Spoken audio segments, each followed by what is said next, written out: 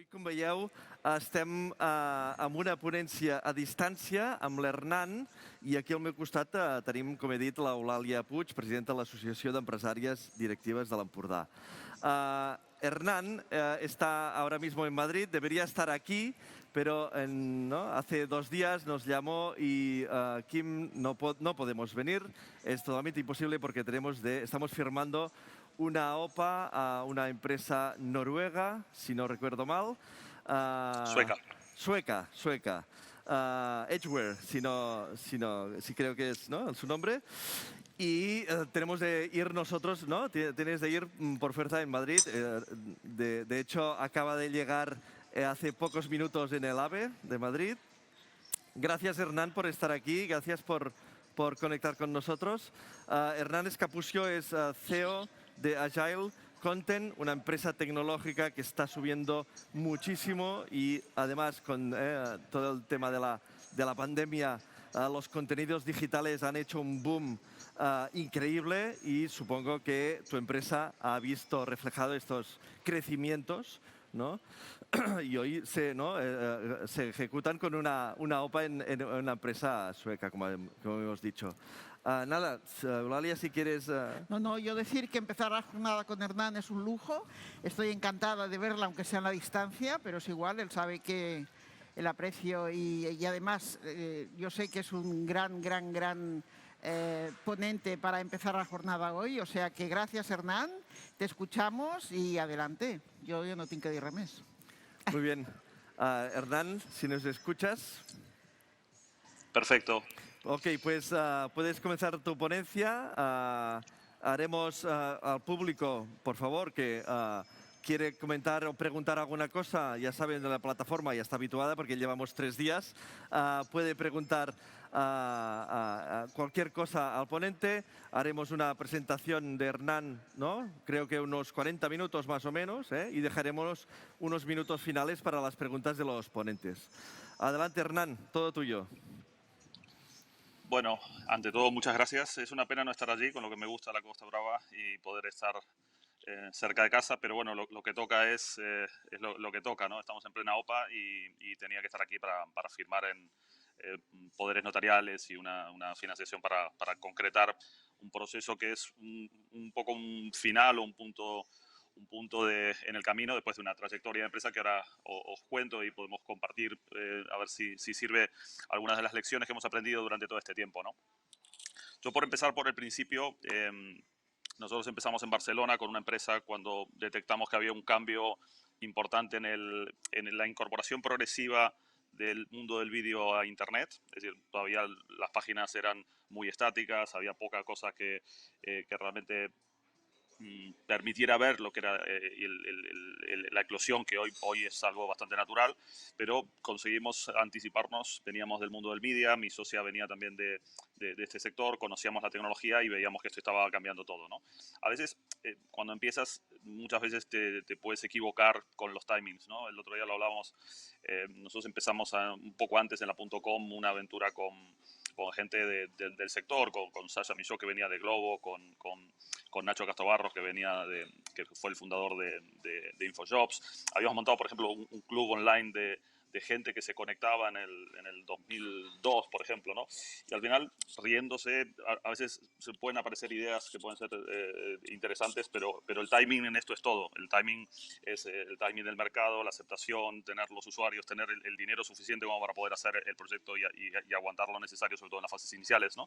Al final, con el tiempo, bueno, vas aprendiendo las necesidades de manejar y dominar los timings, ¿no? Por suerte, el ecosistema emprendedor en Cataluña y en España ha crecido muchísimo. En los inicios, nosotros cuando estábamos con Inverred y cuando recién empezaba, que era casi funcionarios que venían de Acción y habían empezado a entender cómo funcionaban los instrumentos públicos de ayuda a la emprendeduría, bueno, desde entonces hasta aquí ha pasado muchísimo, ¿no? Y realmente el ecosistema ha madurado y eso también ayuda a que cuando alguien quiere emprender hoy hay más instrumentos, hay más recursos, hay más capital, pero sobre todo hay más conocimiento de los dos lados, ¿no? De la mesa, de quien financia y de quien realmente puede entender cómo manejar esos tiempos, ¿no? Y tener menos chance de equivocarse, ¿no? tratando de compartir un poco la experiencia nuestra, al final por hacer un poco el raconto histórico. Nosotros empezamos en el 2007, empezamos en Barcelona, como digo, con un foco en lo que es la fabricación de software para el manejo de vídeo en Internet, ¿no? Lo que siguen siendo, digamos, plataformas de content management, de herramientas que pueden servir en su momento a TV3, después fuimos ganando cuentas como Televisión Española, como Mediaset, ¿no? O sea, trabajando con grupos como Planeta. Al final, los productores de contenido necesitaban, con esta transformación digital, que era muy incipiente en ese momento, empezar a manejar canales de distribución digitales para lo que era el creciente consumo de contenidos a través de medios digitales y el incipiente uso del vídeo en ese momento, ¿no? Entonces, así empezamos. Vimos que había hueco en el mercado, habíamos tenido la suerte también de trabajar anteriormente, digamos, pudiendo colaborar con proyectos en Estados Unidos, algunas .com que eran emergentes en ese momento, y teníamos una visión, por suerte, bastante clara de cómo se estaba moviendo el mercado internacional y veíamos un hueco para nosotros, ¿no? Es decir, para fabricar software no es fácil en España, no es fácil en Europa. Si veis, los gigantes tecnológicos en general no suelen estar por aquí. O al menos son comprados normalmente antes de que tomen tamaño. Por eso la OPA que hemos hecho, estamos muy orgullosos de la OPA que hemos hecho sobre Edgeware, porque al final es una manera de ganar tamaño en Europa y generar una consolidación en un mercado que tiene mucho potencial. Pero volviendo a los inicios, es decir, analizamos el mercado, nos fuimos a New York, estuvimos trabajando con algunos clientes allí también para ver realmente el espacio que había para una tecnología como la nuestra, ¿no? Y básicamente uno de los primeras lecciones que hemos aprendido era el trabajar siempre con el mercado por delante, ¿no? Con el market acceptance, ¿no? Estar al lado de clientes, entender, antes de empezar a construir una herramienta, empezar a hablar con los clientes potenciales, y si puedes estar hablando con el director de multimedia de New York Times, mejor, porque le tocas la puerta y te escucha. Es decir, a veces uno se inhibe por no preguntar o hacer la pregunta adecuada o hacérsela a la persona adecuada. En ese momento nosotros contrastamos antes de empezar a construir el producto, lo que estaba pasando en el mercado, y también tratar de entender si teníamos capacidad para llegar con resto, ¿no? Es decir, porque muchas veces uno se equivoca de olas o minimiza el impacto de poder lanzar un tipo de empresa que puede requerir mucho más capital del que uno podría levantar, ¿no? Bueno, progresivamente fuimos avanzando. En el 2007 nacimos en el 2007, en el 2009 levantamos nuestra primera ronda. Desde al principio pusimos los recursos como toca siempre de los emprendedores, Fools and Family, pero hicimos una ronda ya con la entrada de fondos de inversión a una prevaloración, un pre-money de 4 millones, recién empezábamos en el 2009, ¿no? Ahí entró un grupo como Inverready, que también en esa época estaba empezando. Inverready fue el primer fondo que entraba en nosotros, entró Más Móvil en esas épocas desde muy al principio, y progresivamente, ya digo, todo el ecosistema fue aprendiendo y nosotros fuimos creciendo, ¿no? De entonces hasta ahora, lo que ha pasado en 14 años, hemos crecido, hemos multiplicado por 28 el negocio, ¿no? Ahora tenemos un market cap de 110, 112 millones, y al final hemos conseguido básicamente un por 28 en 14 años, que es una historia que requiere mucho esfuerzo y no siempre es lineal, ¿no? Pero, digamos, por hacer un poco empezar a contar el paréntesis que hubo entre una cosa y otra, cuando empezamos teníamos que tener en cuenta los recursos que teníamos, destinar muy bien, acertarla con lo que era la funcionalidad que el mercado podía estar aceptando, y tuvimos la suerte por trabajar con TV3, de trabajar con Planeta. Es decir, o sea, en todo momento una de las cosas importantes es tratar de elegir a tus clientes, ¿no? Es decir, porque si te equivocas de clientes, básicamente no estás cerca de la innovación. En cambio, cuando tienes un cliente que es un cliente potente, que realmente entiende el mercado, que es un líder de su respectivo segmento, es decir, bueno, cuando desarrollas tecnología, desarrollas funcionalidades, estás alineado, sobre todo si tratas de entender la diferencia entre lo que se dice en la jerga, entre el feature y el benefit, ¿no? Muchas veces las empresas de tecnología nos miramos el ombligo, desarrollamos una funcionalidad que es fabulosa, pero luego dices, bueno, vale, ¿cuál es el impacto en el negocio, ¿no? Entonces, tener clientes buenos que saben a dónde van, que tienen un negocio líder en su respectivo vertical, es clave para que la funcionalidad que desarrolles tenga un impacto en el negocio, ¿no? Realmente dices, mira, estoy desarrollando esto, le estoy invirtiendo los pocos recursos, que siempre son pocos los que tienes, por lo menos no equivocarte en el impacto que eso tenga en el negocio, porque eso es lo que garantiza que luego puedas vender el producto muchas veces y puedas realmente tener un cliente que te siga pagando, ¿no? Ya digo, a partir de aquí, en esa época ya digo, el venture capital está poco desarrollado en España. Bueno, tuvimos la suerte de tener Inverrey desde el principio, que ha crecido muchísimo con nosotros y es gente muy, muy lista. Y también tuvimos la suerte de tener decir, un conjunto de asesores que en esa época quizás todavía no nos los merecíamos, porque eran gente que venía como Lalia de la Caixa, gente venía de Sony, gente venía de Atekerni, ¿no? Es decir, la verdad tuvimos mucha suerte en poder contar con gente maravillosa que nos acompañó desde el principio de manera bastante desinteresada. Es decir, en esa época no les podías pagar lo que podían valer un asesor, pero sí lo que hacíamos era, bueno, creatividad de las startups al principio, ¿no? Les pagábamos una semana en barco en algún lugar del mundo y al final, bueno, de alguna manera era una manera de compensarlos. Y lo que sí, entraron con un descuento importante en la primera ronda, ¿no? Que como si me imagináis, 14 años después, por 28 ha sido una buena inversión, ¿no? Pero en esa época lo que sí nos importó bastante era dotarnos de capacidad para internacionalizarnos, ¿no? Yo a veces, cuando viajas a mercados como Suecia, Finlandia o vas a Israel, que son países pequeños, o al menos Cataluña puede ser más grande que ellos, la verdad que tienen una cosa muy diferente a la filosofía que podemos tener en España, en Alemania o en países donde ya el tamaño es grande, ¿no? Es como la metáfora de la rana en el agua caliente, ¿no? Es decir, al final, cuando tú miras una empresa israelí o finlandesa, cuando tienen el empleado número 11 lo mandan a New York, ¿sí? Lo mandan a Londres, ¿no? Nosotros podemos tener una empresa de 500 personas que solo trabaja, no cruzo los Pirineos, ¿no?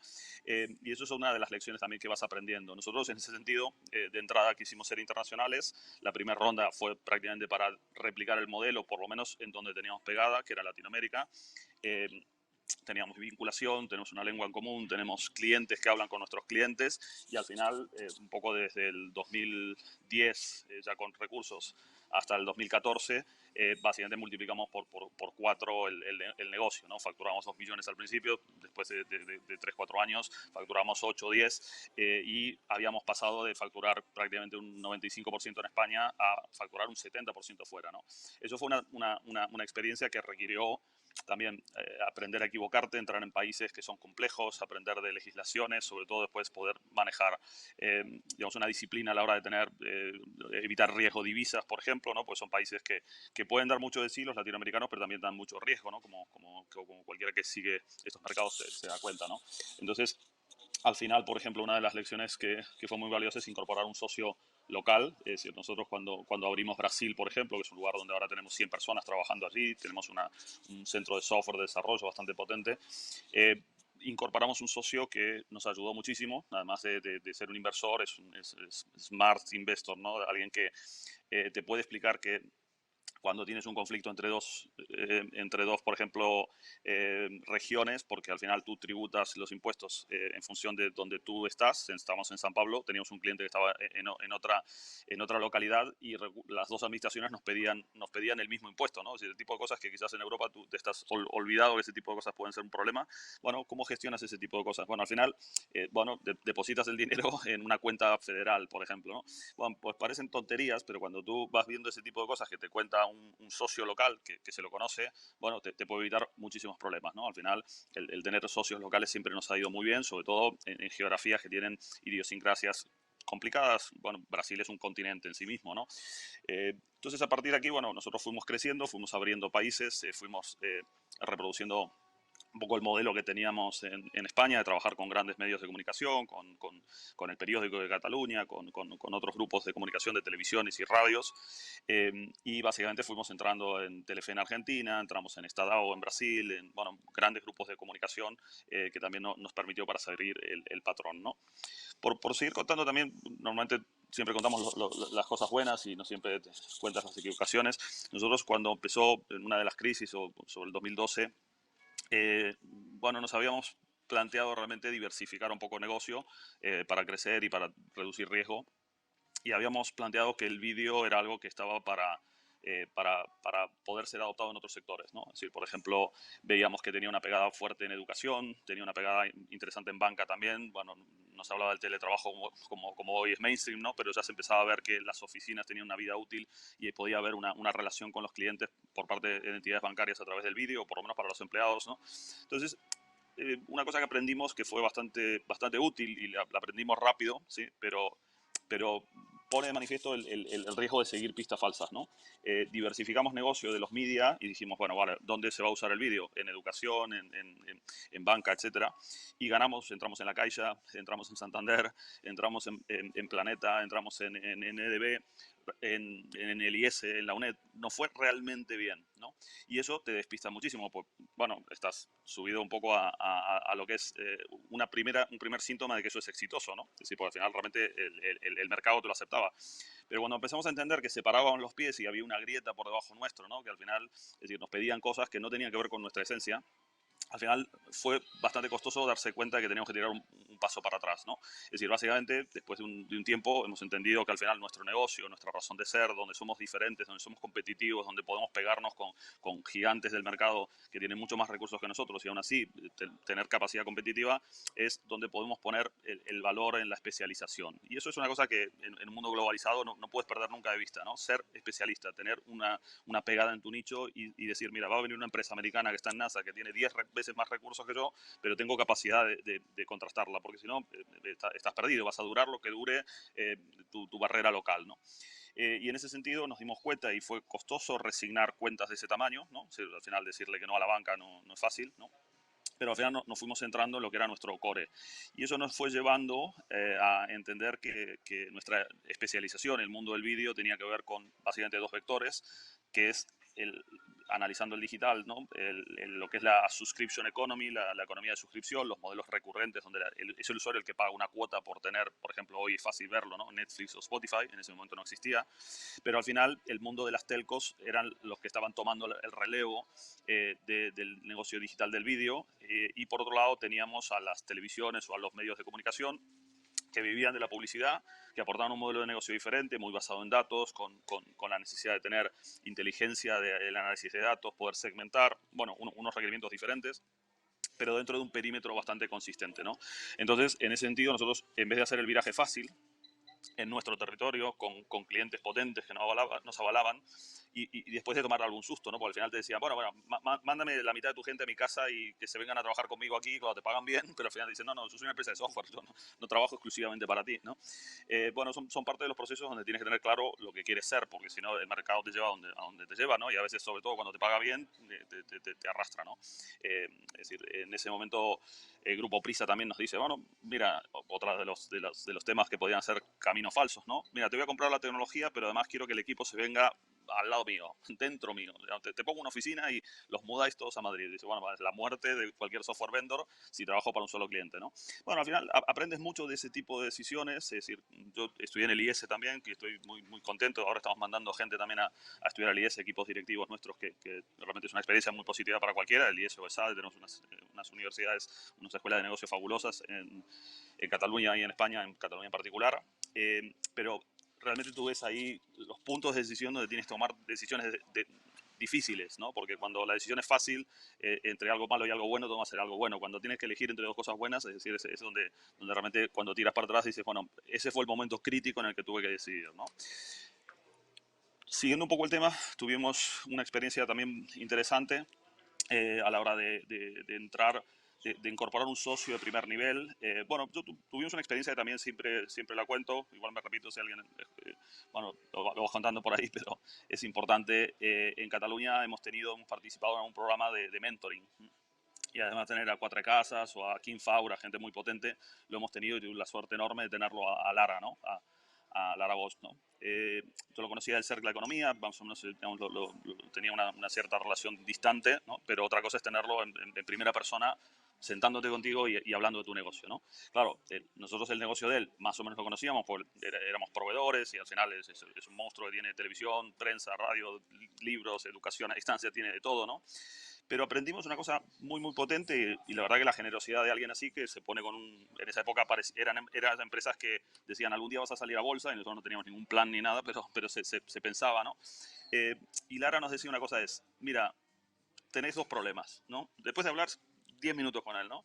Nos dice, mira, tienes un problema que es que tu cliente no sabe bien a dónde va. Y hablando del cliente no del de Telecom, que es una pista buena, sino el cliente de los medios de comunicación, que en ese momento, bueno, no reaccionaban correctamente al digital, ¿no? Google, Facebook le levantaban el mercado, había mucho mucha euforia por estar en digital, pero no había un modelo de negocio sólido, ¿no? Como en parte sigue pasando con la prensa, lamentablemente, ¿no?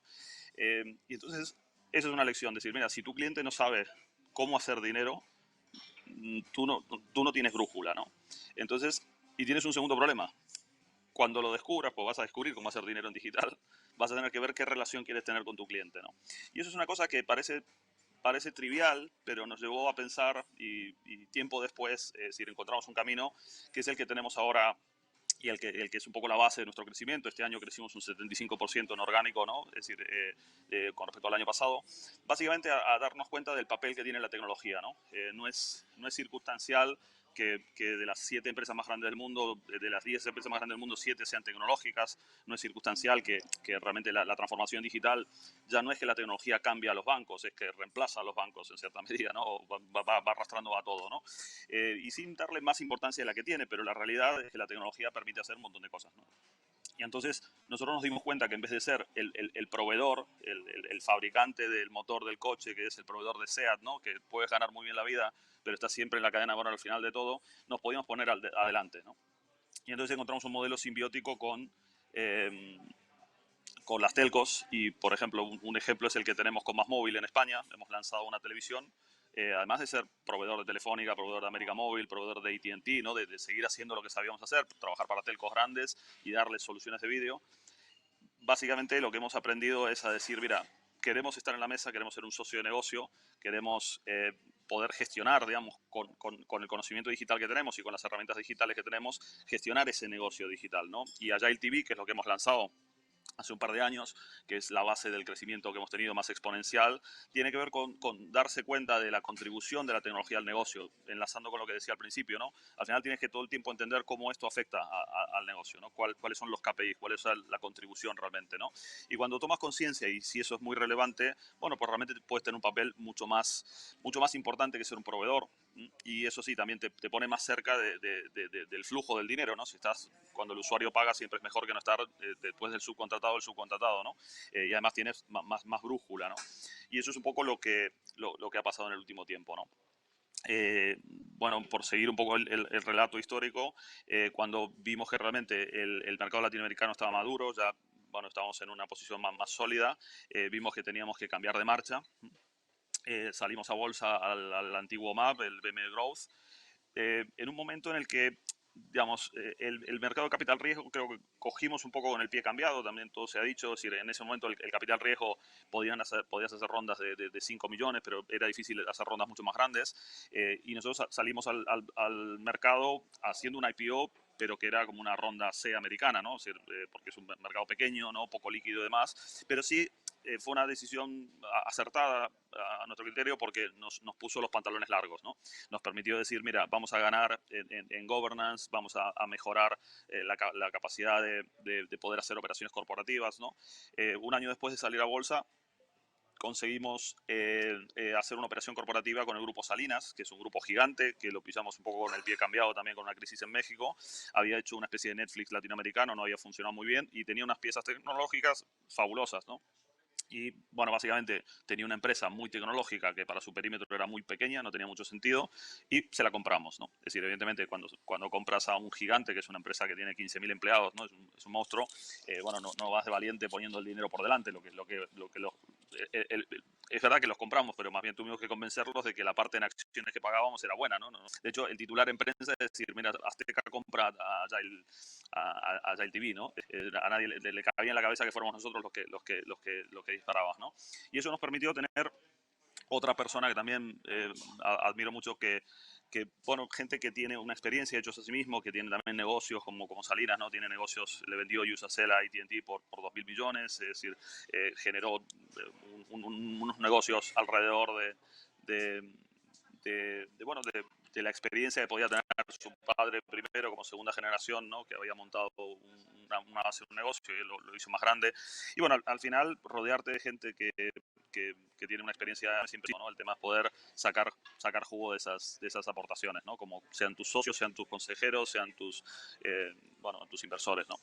Entonces, avanzando en el tiempo, como decía, estando cotizados, ya pudimos hacer un trabajo internacional más potente. Tienes acceso a poder hacer de repente una joint venture con Warner Music, que sin estar cotizado bueno, no entra en la cabeza. Cuando estás cotizado te vas a Estados Unidos, mira, no saben si tu empresa vale 10, 100 o 1000, pero se supone que vale por lo menos 100. Es decir, ¿no? Entonces al final te permite realizar un tipo de acuerdos que pueden ser muy potentes, ¿no? Sin estar cotizados era un hándicap que no teníamos, ¿no? En términos de valoración, hay gente que en paralelo, digamos, el mercado de capital riesgo en España ha crecido muchísimo. Hay gente que en paralelo tenía valoraciones mucho mejor que las nuestras. O sea, todo, al final, hemos pasado un poco una travesía del desierto unos años en bolsa que, estando planos, no tenías el punch que tiene el capital riesgo, que al final no tiene que dar tantas cuentas, ni tantas auditorías, ni tanto compliance, es decir, y se dedica a crecer, ¿no? Bueno, pues nosotros al final estamos con ese pantalón largo que nos quedaba un poco grande, pero bueno, le supimos dar la vuelta, ¿no?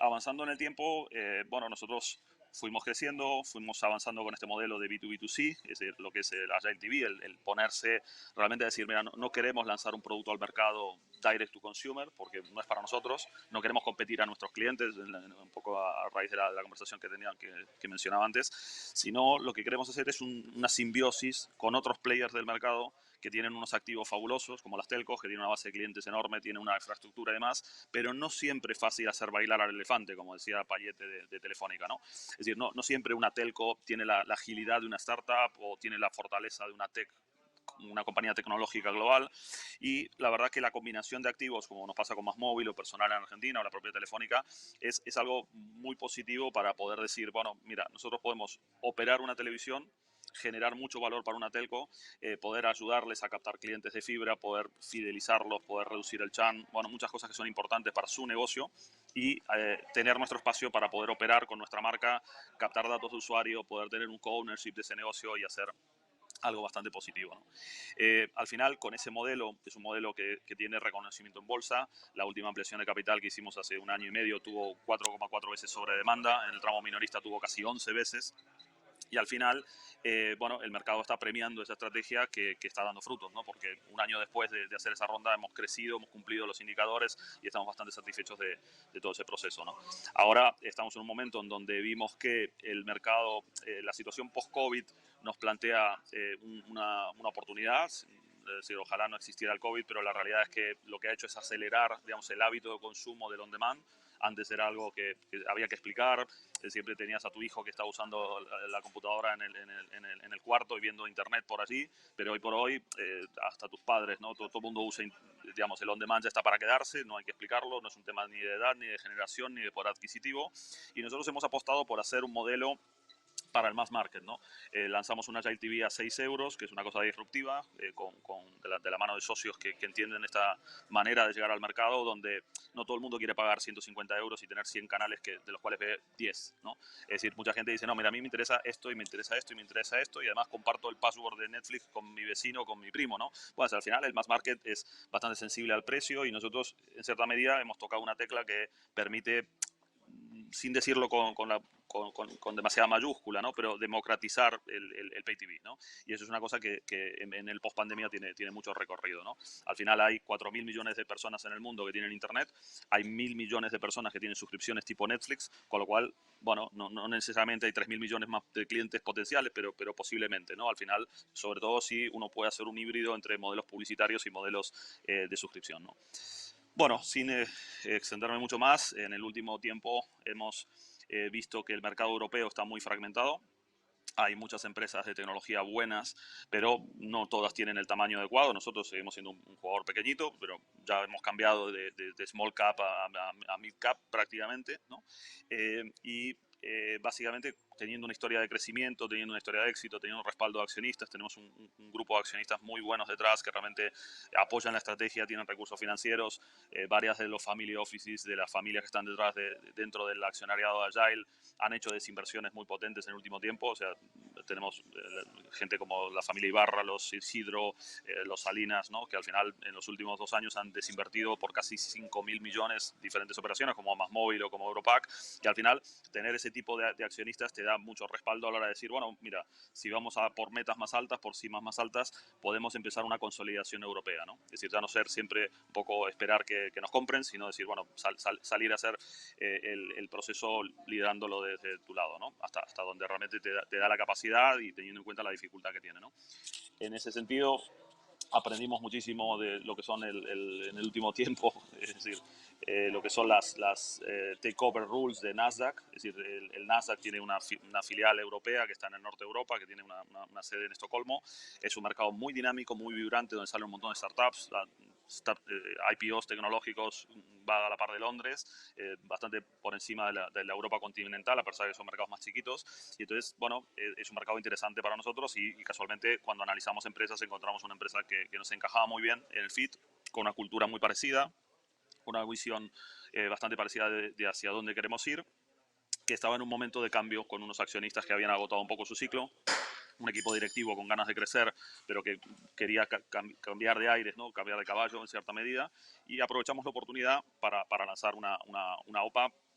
La OPA muchas veces parece que es agresiva. Bueno, esto es una oferta de casi un merge, de verdad. Compramos nosotros, compramos en cash, ¿no? Pero al final lo que estás haciendo es sumando talento al equipo, duplicando tamaño, y renovando el accionariado de un proyecto que tuvo su ciclo, ¿no?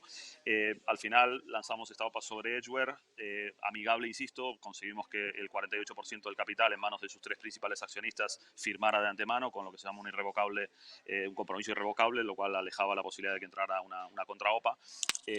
Tuvimos el aval del Consejo de Administración, que ya una vez que había conflicto de intereses con los socios principales, los independientes pidieron una fairness opinion, bueno, una serie de procesos que son complejos, pero que, bueno, básicamente los hemos completado en un tiempo récord, ¿no? En 3 semanas de OPA hemos conseguido el 90%, que era el objetivo que nos habíamos planteado, porque es necesario para poder tomar el control del 100%, sacarla de bolsa, porque hay unas sinergias importantes, no hace falta tener 2 empresas pequeñas en bolsa, sino que una sola, y eso sí, poder integrar a todo el equipo conjuntamente con el nuestro, que somos 2 especialistas, ¿no? 2 empresas adyacentes, con 2 tecnologías totalmente complementarias, con 2 geografías complementarias, que juntos damos servicio a, por ejemplo, 6 de las 10 telcos más grandes del mundo, a 17 de las 50 telcos más grandes del mundo, 70 de las 250 más grandes del mundo, 80 grupos de comunicación. Servimos entre las 2 empresas en el perímetro actual, ya con 250 personas y unos 35 millones de facturación, servimos a 40 millones de hogares que diariamente ven la televisión, ¿no? Somos los motores de esos coches, ¿no? En algunos casos operamos nosotros end-to-end, en otros casos somos la pieza que utiliza Telefónica o KPN o alguna telco grande para dar servicio, pero ya empiezan a ser unas magnitudes. 40 millones de hogares es la mitad de Disney, un cuarto de Netflix, ¿no? Bueno, pues eso se logra no solo creciendo en orgánico, sino pudiendo tener una estrategia de manejo, y estar en bolsa es algo que, bueno, es una de las ventajas que te permite hacer este tipo de operaciones, pudiendo financiarte bien, ¿no? Y bueno, eso es más o menos nuestra historia hasta aquí. Hemos aprendido mucho por el camino. No quería extenderme más y estamos... Lo importante aquí es que la rueda gire, ¿no? Como dicen en Silicon Valley, que el ascensor baje otra vez a planta baja y que venga otro emprendedor o emprendedora, mejor aún, y que crezca y que la rueda gire, y ojalá con el cash que podemos generar nosotros podamos invertir en más startups. Y si no solo están en Madrid o en Barcelona, están en la Costa Brava, tantísimo mejor.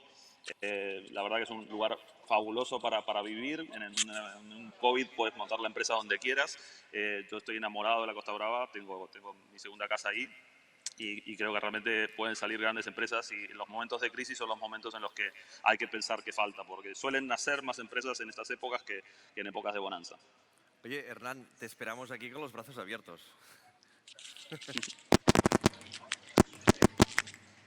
¿Me oyes bien? ¿Sí? Sí, perfectamente, Vale, sí. perfecto. Te decía que te esperamos aquí con los brazos abiertos, que si quieres instalar tu empresa aquí, nos lo dices, te buscamos lo que sea, no hay problema. Tenemos una ubicación, ya hablaremos, tenemos una buena ubicación para... Pues tuyo, muy bien, perfecto. Oye, tenemos muchísimas preguntas y se me acude a mí muchísimas. A ver, una de las primeras preguntas es, que es un clásico, es cuando empiezas una empresa, ahora, claro, estás en OPAs, estás en capital riesgo, etcétera, etcétera, ¿no? Pero cuando empiezas, la financiación, ¿cómo la consigues? ¿No? En vuestro caso, ¿cómo conseguisteis vuestra financiación y qué consejos darías para una startup que está empezando ahora mismo, donde encuentra la inversión, que no puede acceder a grandes capital riesgos o incluso business angels que ven una etapa demasiado, ¿no? demasiado temprana, ¿no? para invertir? Bueno, ante todo he de decir que los primeros años nosotros cuando nos daban dinero no lo necesitábamos y cuando lo necesitábamos no nos lo daban, ¿no? Es decir, que el dinero huye al riesgo, ¿no? Con lo cual, por naturaleza, digamos, en general, hay muchas fuentes de dinero que luego puedes usar con el tiempo, ¿no? Es decir, la banca, etcétera, que si no tienes un P&L, generas caja, no te van a financiar nada, ¿no? Con lo cual, de por sí, ya las fuentes de financiación en edad temprana se limitan, porque es decir, un banco te presta en la medida que tienes una capacidad de devolver ese dinero. Cuando tienes una idea y está muy en el aire, es decir, hay un montón de fuentes de financiación que se te cierran, ¿no? Entonces, lo primero es entender quién puede financiarte en tu etapa, ¿no? Tener muy claro, a Dios gracias hoy ya hay toda una estructura de incubadoras, de instrumentos públicos, de venture capital de early stage. Entonces, lo que se trata es de entender bien en la fase en la que estás qué tipo de instrumento puedes tener, ¿no? Y no volverse loco con las valoraciones, porque a veces ves muchos emprendedores jóvenes que, bueno, mi empresa vale 10 millones. ¿Por qué? Bueno, porque acabo de empezar y vale 10 millones. Bueno, pues depende, ¿no? Entonces, otra de las cosas importantes es entender cómo te miden, ¿sí? Por ejemplo, tú puedes tener un negocio muy chiquitito, pero tener la atracción suficiente, llegando a 20.000 usuarios que te pagan de manera recurrente con un modelo de negocio basado en ventas recurrentes, puede ser suficiente para empezar, aunque tú factures 300.000 euros, ¿no? O 30.000 al mes. Es decir, al final, si tú dices, miro mi balance, de mi P&L del primer año, puede ser una cosa muy modesta, pero cuando veo la tendencia y soy capaz de convencer al capital de que esto realmente hay bases por detrás, bueno, hoy por hoy hay mucha más literatura, hay mucha más información. En el otro lado de la mesa hay mucha gente que te lo pone fácil. Te vas a ver a un inversor y te dice, mira, cuando llegues a esta métrica me vienes a ver, ¿sí? Y es más, te voy a decir más o menos cuánto va a valer tu empresa. Bueno, al final aprovecharse del ecosistema es potente, ¿no? Te da una ventaja para no equivocarte, ¿no? Y otra cosa sobre importante, creo que en las etapas iniciales, es equivocarte barato. Bueno, puedes seguir la pista de los minimum value products, ¿no? Al final, de poder hacer modelos lean, ¿no? Es decir, muchas veces hay mucha gente que empieza la casa por tejado, ¿sí? Lo bueno del digital es que tú puedes decir, puedo probar el modelo de negocio, ¿sí? Puedo tener un prototipo de cartón piedra, puedo captar mis primeros clientes y ver si les funciona, y no tengo que estar montando la fábrica. La subcontrato, aunque pierda dinero, no hace falta montar la fábrica para ver si mi modelo de negocio va a funcionar. Una de las principales causas, bueno, de las dos principales causas de muerte de startups en etapa temprana, una es la falta de capital, evidentemente, y la otra es no haber entendido el mercado, que no haya market fit, que realmente el problema que tú estás resolviendo el mercado no te lo compre, no te lo acepte, ¿sí? Entonces, ante todo es ir a eso, ir a decir, mira, yo tengo una idea, tengo un producto, tengo algo, quiero hacer, el mercado me lo acepta o no me lo acepta. Pagar para tener esa aceptación, perfecto. Pagar para montar el transatlántico antes de salir a la mar, ahí es donde pierdes muchos puntos, ¿no? Ok, aquí tengo una pregunta del regidor de aquel ayuntamiento, que es, explica un poco cómo nos ha cambiado a través de la pandemia el hecho de que una empresa como la tuya, ¿no? Tecnológica, que quizá deberías estar en Israel o en Silicon Valley, ¿no? ¿Cómo una empresa tecnológica de tu calibre se puede estar planteando vivir en un sitio como Calonja, ¿no? O vivir y trabajar, ¿eh? Mira, y montar la empresa mira, en Calonja? ¿Cómo ha cambiado esto? Mira, yo me acuerdo hace muchos años, conocí unos finlandeses en una fiesta en la Costa Brava, casualmente, y me presentaron al primero, se llamaba Juha, no me acuerdo qué, a la mano Juha tal, el segundo Juha no sé qué, el tercero le digo yo Juha, Juha. pensando que era hola en finlandés, bueno, resulta que es John, ¿no? Y eran tres finlandeses que tenían sus parejas, que trabajaban todos en diseño, usabilidad. En esa época no había tanto desarrollo de la user experience como hoy, pero estaban haciendo un diseño aplicado a interfaces, a los primeros móviles, etcétera. Y trabajaban para Finlandia, porque les pagaban muchísimo más. Trabajaban para Nokia, pero vivían en la Costa Brava. Entonces, bajaban a Barcelona los fines de semana y vivían en la Costa Brava durante la semana. Bueno, pues si eso se podía hace 20 años, hoy con la pandemia se puede eso y cualquier cosa más. Es decir, nosotros decimos, está bien que no deja de ser un eslogan, que el talento vive donde quiere. Nosotros ahora contratamos gente y no preguntamos dónde estás.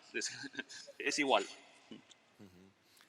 No sé si tu empresa también, el tema de teletrabajo, ¿tenéis las oficinas todas allí o permitís el teletrabajo?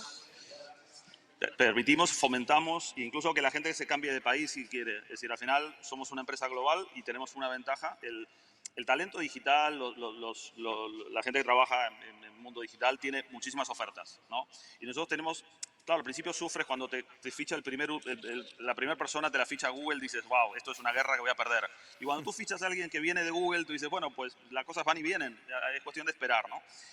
Pero para que eso pase, claramente tienes que dar ventajas, ¿no? Es decir, que la gente se organice su vida, que concilie, sobre todo que tenga un plan de carrera, que tenga stock options, que lo que esté haciendo le emocione, pero una de las claves es que pueda trabajar desde donde quiere, faltaría más. Es un derecho de los trabajadores digitales.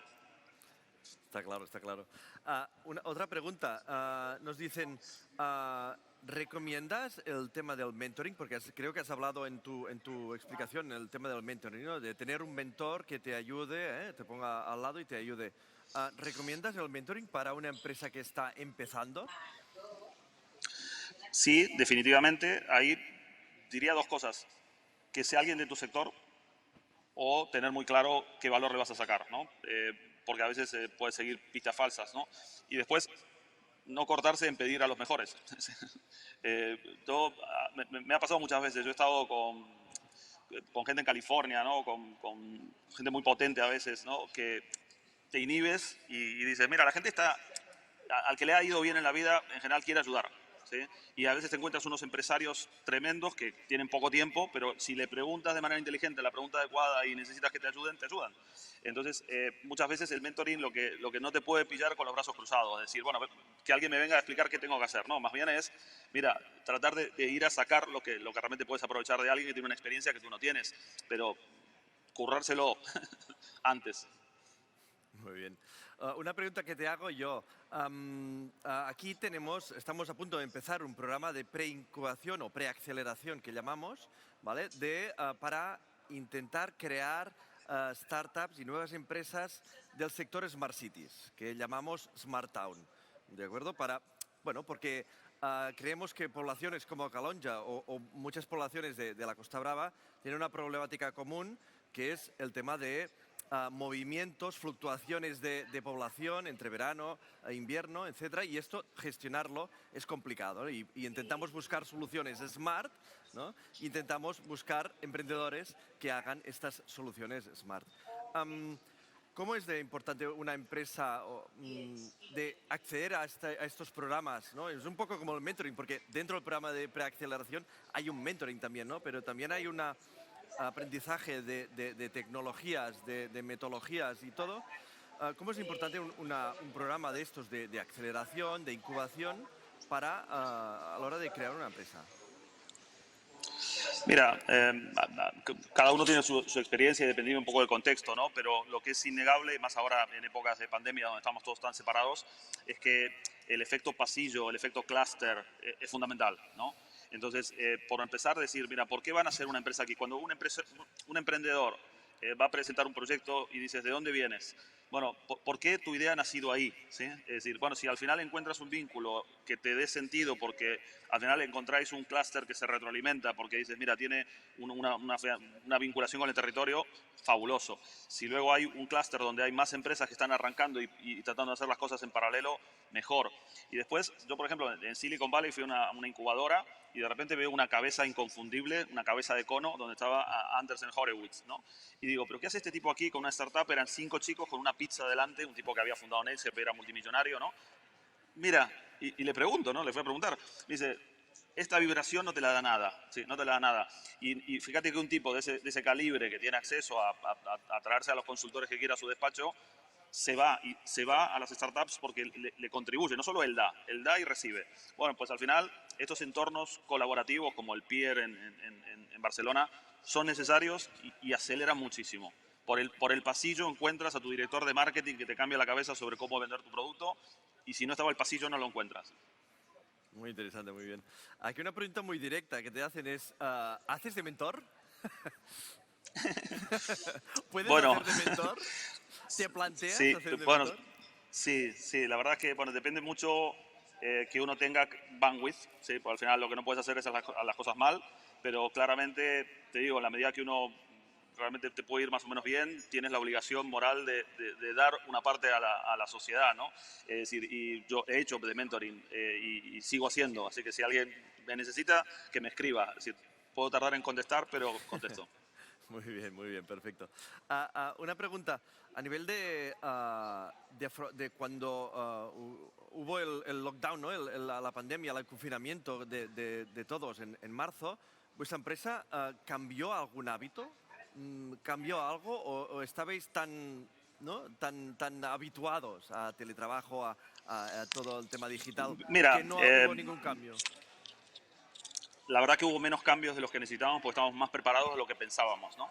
Nosotros ya teníamos un 30-35% de gente haciendo teletrabajo antes de la pandemia, o sea que las estructuras, teníamos todo en cloud, todo redundado, ya era posible. Pero tomamos conciencia luego de que al final el 85-86% de la gente trabajaba por un proyecto que no estaba en su ciudad, aunque tú estés en una oficina.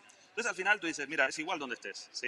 Claramente lo que hemos perdido es esa relación humana, esas reuniones, esa pizarra, ese café, ¿no? Claramente eso es algo que no se puede perder y hay que hacerlo, ¿no? Quizás hay que hacerlo más concentrado, 2 días por semana a la oficina, o no sé, ahora nos vamos a traer a los suecos a la Costa Brava, casualmente, mira, nos trajimos a gente de New York, a gente de Brasil, a la Costa Brava, se fueron enamorados, son embajadores, nos los llevamos a Macías a comer, es decir, a comer gambas de Palamos, literalmente, ahora me voy acordando, se fueron encantados, ¿no? Entonces, bueno, en determinado momento igual lo que tienen que hacer es traerlos para acá y hacer una semana del equipo directivo concentrado, porque eso es necesario.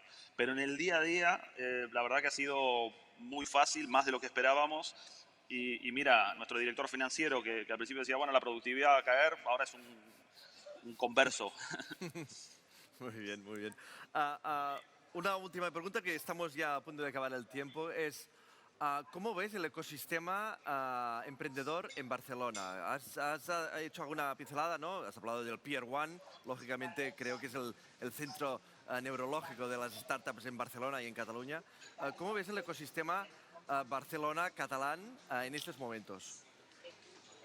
Bueno, yo veo que realmente, si miras para atrás, al margen de un poco vaivenes, digamos, no voy a entrar en las discusiones estando en Madrid, pues me van a escuchar si hay dumping fiscal, pero la verdad es que el ecosistema catalán ha madurado y siempre ha liderado, ¿no? Es decir, al final, no sé si es relevante saber si eres el 1 o el 2 o tienes un 30 o un 40% de las startups de España, pero es que tienes emprendedores, tienes fondos de capital riesgo que saben hacer las cosas, que han hecho exits, y todo eso es la rueda girando. Y eso es fabuloso.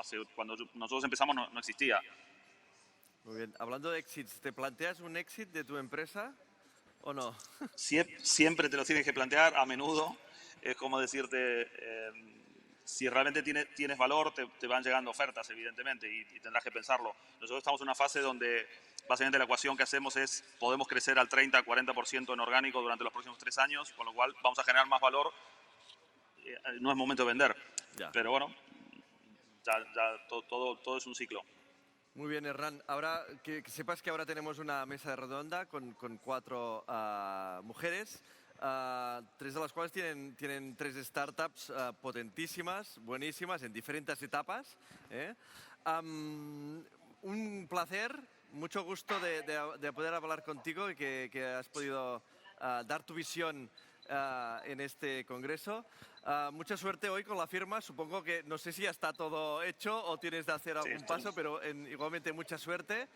Y nos saludamos y espero verte pronto por aquí. Perfecto, muchas gracias y adelante con el congreso. Excelente iniciativa.